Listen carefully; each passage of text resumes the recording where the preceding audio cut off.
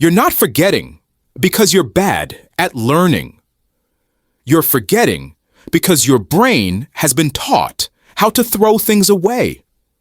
Every single time you study something and forget it, it's not just knowledge disappearing. It's hours of your life you will never get back. Time you spent believing you were building something, only to wake up and find it gone. 1 second pause. If you've ever felt that way, you're not alone. There are thousands of people watching this right now who are trying to relearn how to work with their brain instead of against it. And if you care about videos that help you learn better, live lighter, and work smarter, hit that like button or subscribe so you don't have to figure this out by yourself. You don't have to keep losing the battle with your own mind. Here's what really happens. You study all night.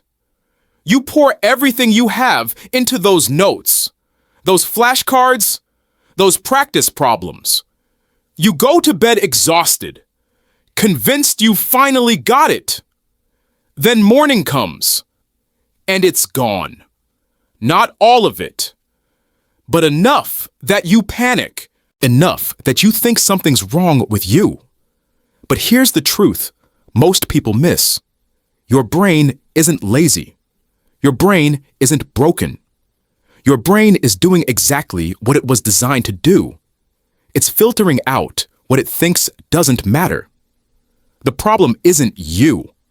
The problem is that you never taught your brain that this information matters. So it treats your late-night cramming session the same way it treats a random conversation you overheard at a coffee shop. Interesting for a moment, then gone forever. But if that's true, then why can Japanese students remember over 2,000 kanji characters for their entire lives? Most of them aren't geniuses. Most of them don't have photographic memories. So what's different? They're not studying harder. They're studying in rhythm with what their brain actually needs. Think of your brain like soil. Every time you learn something, you're planting a seed. But if you just throw seeds onto dry ground and walk away, nothing grows. The information doesn't stick because the conditions aren't right. Japanese students understand something most education systems ignore. Memory isn't about effort, it's about timing. Research on learning retention shows that spacing and rhythm matter more than total hours spent studying. It's about creating the right environment before you even start. And that's where most of us get it completely wrong. Let me introduce you to Kenji. He's 16 years old. He's not at the top of his class. He's not heading to Tokyo University. He's just average. But Kenji can recall over 1,800 kanji characters without hesitation, plus their meanings, their pronunciations, and how to use them in sentences. Ask any American student to remember 1,800 of anything and watch what happens. So, what does Kenji's morning look like? Because that's where the difference actually begins. Kenji doesn't wake up and immediately grab his phone. He doesn't dive straight into review mode or panic about what's due today. The first thing he does is open his curtains and let natural sunlight hit his eyes. Not bright artificial light, not a screen. Sunlight, even for just 5 minutes. This isn't some mystical wellness routine. It's biology. Morning light triggers cortisol production in a healthy way, signaling to his brain that it's time to be alert and ready to encode new information. Then he moves. Nothing intense.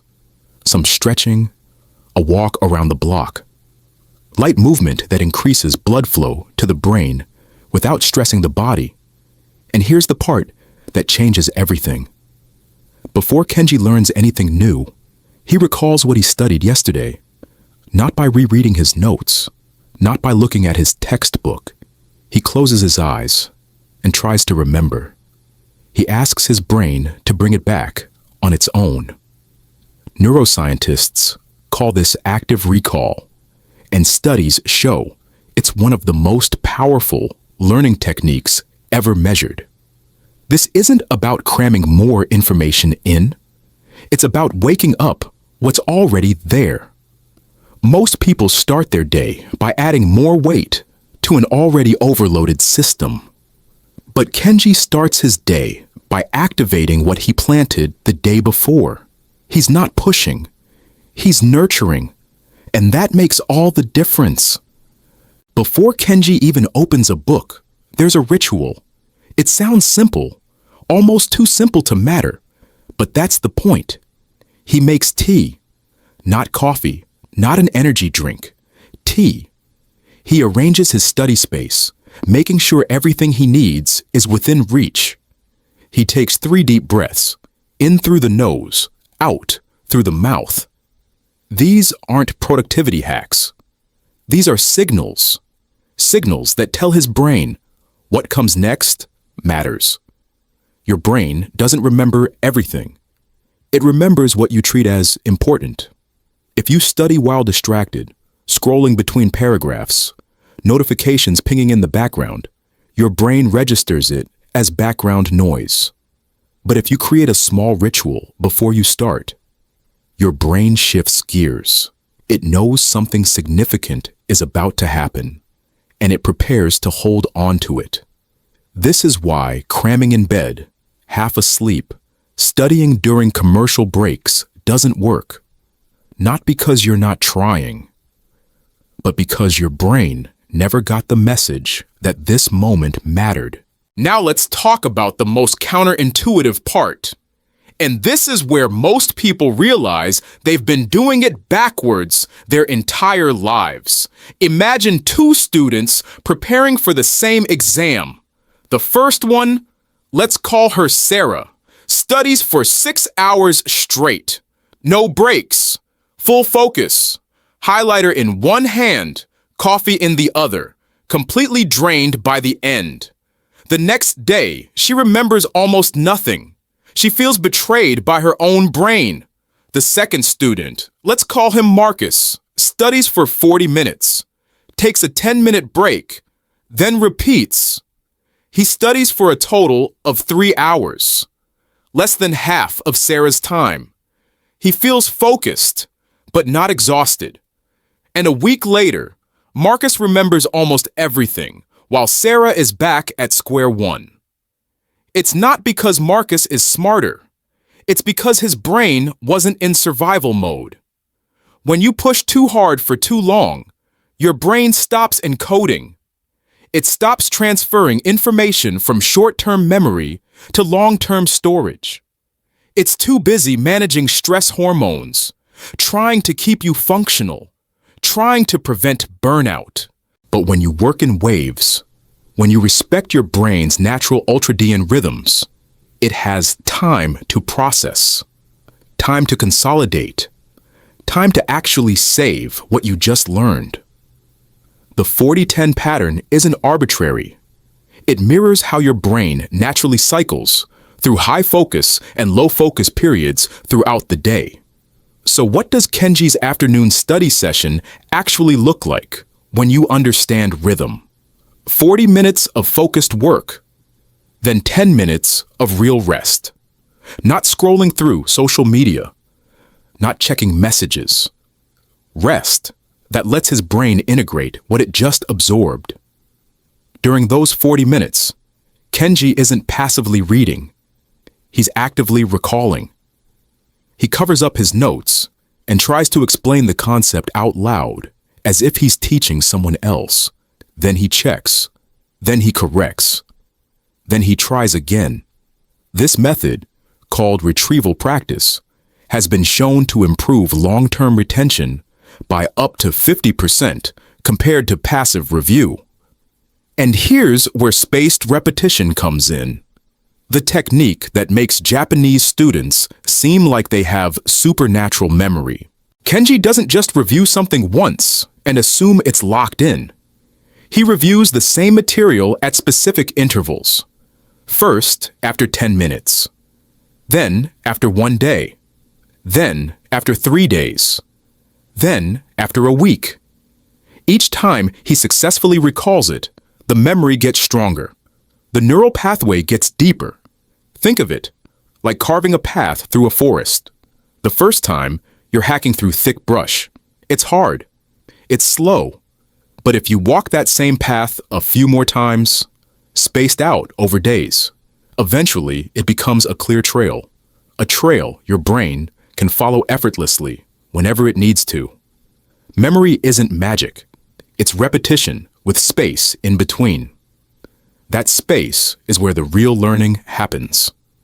That space is where your brain does the invisible work of making temporary knowledge permanent. But rhythm isn't just about study intervals. It's also about what your body needs. And this is something American education almost completely ignores. Kenji doesn't ignore hunger. He doesn't push through fatigue like it's a badge of honor. Around 3 in the afternoon, he eats something small, a piece of fruit, some nuts, maybe a rice ball, enough to stabilize blood sugar without making him sluggish. Then he takes 60 seconds to breathe deeply. 5 breaths. In through the nose, out through the mouth. That's it. Just enough to reset his nervous system, to bring his mind back to center. Here's the thing most people don't want to hear because it sounds too simple. Willpower cannot save you when your biology is working against you. If you're exhausted, dehydrated, and running on stress hormones and caffeine crashes, no amount of discipline will make your brain remember. Your prefrontal cortex, the part of your brain responsible for focus and memory encoding, literally shuts down when you're in chronic stress mode. But if you take care of the body, the brain follows. These aren't distractions. They're maintenance. And maintenance is what separates people who remember from people who forget. You wouldn't drive a car for 6 hours without checking the fuel. Why do you expect your brain to perform without the same basic care? As the day winds down, there's one more critical step that most students skip, and it costs them everything. Around 9 or 10 at night, before Kenji even thinks about going to bed, he spends 10 minutes reviewing. Not everything he studied that day, just the key concepts, the main ideas, the things that matter most. He doesn't reread word for word. He quizzes himself. He tries to pull it from memory one last time, and then he lets it go. This is the save button. If you study hard all day but never hit save, your brain discards most of it while you sleep. It assumes it was just noise, just sensory input that didn't warrant long-term storage. But if you review right before sleep, you're telling your brain in the clearest possible terms, this matters. Keep this. I'm going to need this again. Research on memory consolidation shows that the last thing you review before sleep has a significantly higher chance of being transferred to long-term memory. It's the difference between leaving a document open and hoping it autosaves versus manually saving it yourself. One is risky, the other is certain. So Kenji reviews for 10 minutes. He doesn't stress. He doesn't cram. He just gently reminds his brain what mattered today. Sleep is not downtime. Sleep is not wasted hours. Sleep is when your brain finishes the work you started during the day. While Kenji is unconscious, while his body is still, his brain is extraordinarily active. It's replaying what he learned, strengthening the synaptic connections, moving information from the hippocampus, where temporary memories live, to the neocortex, where permanent memories are stored. This process is called memory consolidation, and it only happens during deep sleep. This is why students who pull all-nighters before exams remember almost nothing a week later. They never gave their brain the time to process. They never allowed the consolidation to happen. So the information just fades like a dream. Kenji prioritizes sleep the same way he prioritizes study time. 7 to 8 hours. Deep, uninterrupted sleep. Dark room. No screens an hour before bed because blue light suppresses melatonin and delays the onset of deep sleep. No stimulation that keeps the brain in high alert mode.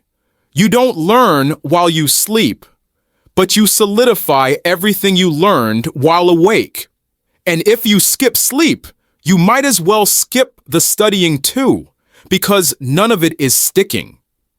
There's a philosophy behind all of this that goes deeper than study techniques. It's called Kaizen, and it's woven into Japanese culture at every level.